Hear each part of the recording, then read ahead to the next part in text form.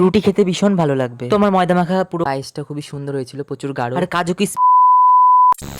তো বন্ধুরা, আজকে ছিল শনিবার, আজকে দুপুরে নিরামিষ রান্না হয়েছে, সেই জন্য মা বললো যে আজকে সন্ধ্যাবেলা নাকি রুটি আর পায়েস করবে। সেই জন্য মা ফার্স্টে গরম জল দিয়ে ময়দাটা কাই করে মেখে নিল, 10 মিনিট ফ্যানে দিয়ে রেখেছিল। তারপরে মা বললো যে তুই ময়দাটা তুই মেখে দে। আমি বললাম ঠিক আছে মেখে দিচ্ছি, দাও। তো মা আমাকে দিয়ে দিয়েছিল, তো আমি মেখে দিচ্ছিলাম। আর ময়দাটা প্রচুর গরম ছিল, সেই জন্য মাখতে আমার একটু অসুবিধা হচ্ছিল। ময়দা মাখতে মাখতে কিছুক্ষণ পরে ঠান্ডা হয়ে গিয়েছিল। তোমরা গরম জল দিয়ে ময়দা মাখিয়ে দেখবে, রুটি খেতে ভীষণ ভালো লাগবে। তোমার ময়দা মাখা পুরো কমপ্লিট হয়ে গিয়েছে, দেখতে পাচ্ছ পুরো প্লেন করে মেখে নিয়েছি। ওইদিকে মা পায়েস রান্না করছে, সেই জন্য মায়ের ময়দাটা নিয়ে গিয়ে মায়ের কাছে দিলাম। তারপরে মা বললো তুই পায়েসটা নাড় আর আমি রুটিটা ভেজে নিই। আমি তখন বললাম ঠিক আছে নাও, তাহলে তাড়াতাড়ি হয়ে যাবে। ওইদিকে আমার রুটির ময়দা মেখে পুরো গা ঘেমে গেছে, তোমরা দেখে বুঝতে পারছো, যেহেতু এখন অনেকটাই গরম পড়ে গিয়েছে। তো তারপর আমি পায়েসটা নাড়ছিলাম আর আমার রুটি ভাজছিলাম। আজকের পায়েসের মধ্যে কিসমিস কাজু দেওয়া হবে না, কারণ বাজার থেকে কিনে আনতে ভুলে গিয়েছিলাম। মা বললো ঠিক আছে আনিসনি যখন, কি করার আছে এমনি কর। তো যাই হোক, পায়েসটা ফুটছিল, তো মা বললো যে একটু পরে চিনি দিব। আর মা এদিকে রুটি ভাজতে শুরু করে দিয়েছিল। তো তারপরে সব কমপ্লিট হয়ে গেছিল। দেখছো পায়েসটা খুবই সুন্দর হয়েছিল, প্রচুর গাঢ় আর কাজু কিসমিস ছাড়াও খেতে প্রচন্ড ভালো লাগে। কাজ করতে করতে প্রচন্ড ঘেমে গিয়েছিলাম, তো আমি এখন টেস্ট করে দেখবো কেমন হয়েছে। সত্যি গাইস, কাজু কিসমিস ছাড়াও খেতে প্রচন্ড টেস্ট হয়েছে।